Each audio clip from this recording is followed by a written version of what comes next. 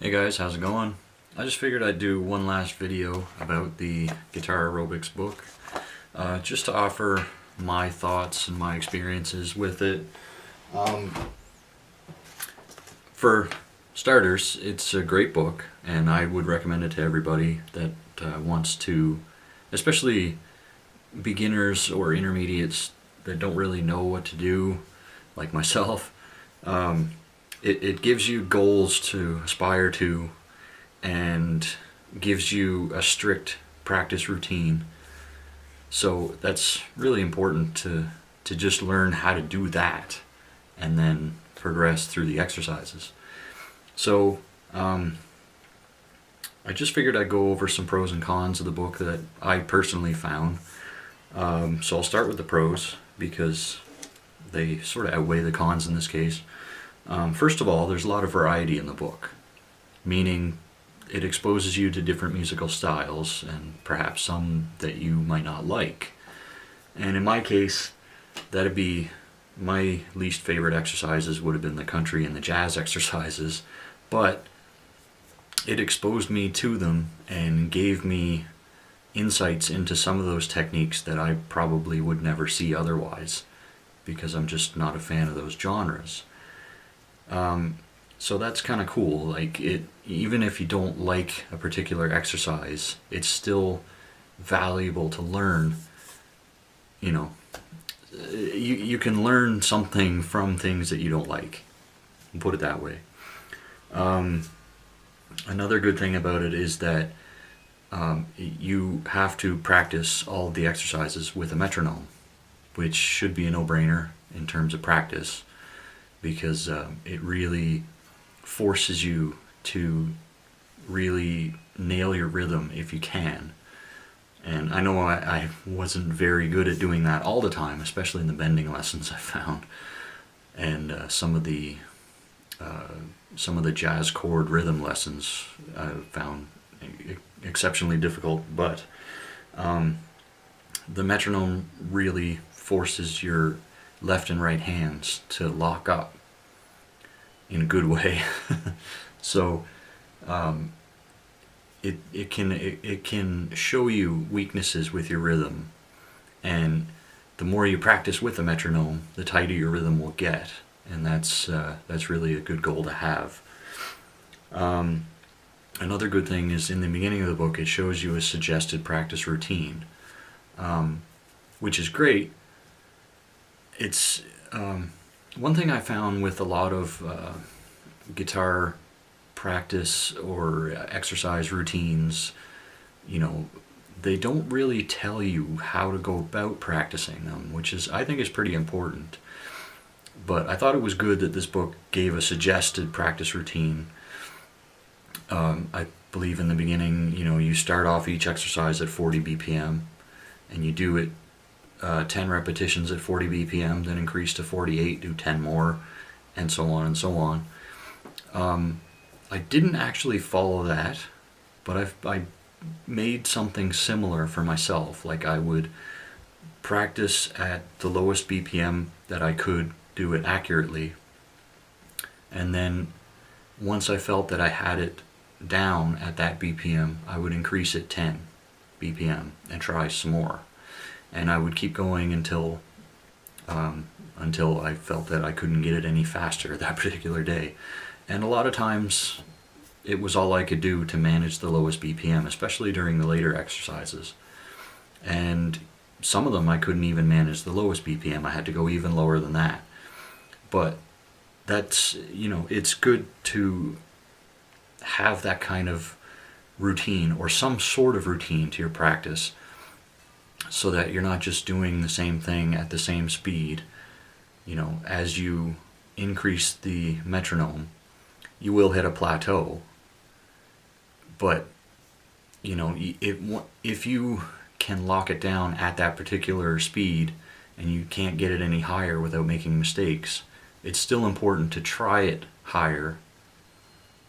Even if you make mistakes, try it a few times, a little higher, and then go back down to where you were and keep trying to break that plateau. That's all I'm saying. So like I said, it's good to have a routine, and the book suggests a pretty good routine if you had no idea of how to go about practicing. So that's pretty important. And the last thing I found a pro of the book was that it shows you where you're fairly strong and where you're fairly weak. So it kind of highlights places that you might need to work on. Like for me, I found that it was very apparent early on that I needed to work on my rhythm, and the metronome especially helped with that, so that was really good.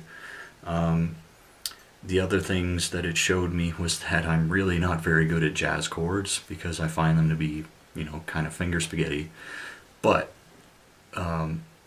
when you first learn guitar, any chords feel like finger spaghetti. So it was kind of good just to practice them, just to make my fingers listen when they're not used to listening for that kind of thing.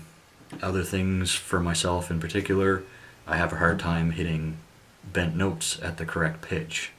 Sometimes. Probably more often than not if you watch these guitar aerobics videos that I did. But still, it shows you where you need to work on more. So like, one thing you could do with this book is you could do all the exercises for the year, and once you're finished the year, you could highlight the exercises that you felt you were weak on and create a whole new routine out of those, just to improve the areas that you thought you were down in. So it's good that you can do that. So the only con of the book really that I felt was there's not really any musical context. So all these exercises to me ended up being just exercises. Like you didn't sort of how can I put this? You didn't really see the exercise as a musical piece. So like, it's hard for me to explain, but maybe, and I know this would have created a lot more effort and probably wouldn't have been the way, it wouldn't have been doable in 365 exercises, one per day kind of thing. It might have been a bit too much, but it would have been nice if if it would suggest to you how to use these exercises in a musical context. So like if you practiced, I don't know, an arpeggio exercise or something, it would be cool if it would show you how that arpeggio might be useful in a solo or something like that. So it's a minor gripe, but it would have been nice. But I understand that it probably wouldn't have made the book effective. So anyway, the only other thing that I thought was in the pros, I said that it shows you where your strengths and weaknesses are, but it also becomes very apparent very quickly. I mean, to me anyway, it became very apparent very quickly that some of the exercises I would never ever use. So it kind of made me lazy in terms of those particular exercises, where I didn't want to go any farther. I didn't really want to push myself in those exercises because I knew it's not my interest, it's not my style, and I probably would never use it. So it's kind of unfortunate that that happens, but like I said, at least it exposes you to other styles and things that you might not like. Sometimes it can expose you to things that you don't like, and you end up maybe appreciating them or liking them a little more, but sometimes you end up still not liking them. That's unfortunate, but it's true, so be aware of that anyway. So I guess that's all I've got to say about the Guitar Aerobics book. Once again, I recommend it for pretty much people of any skill level.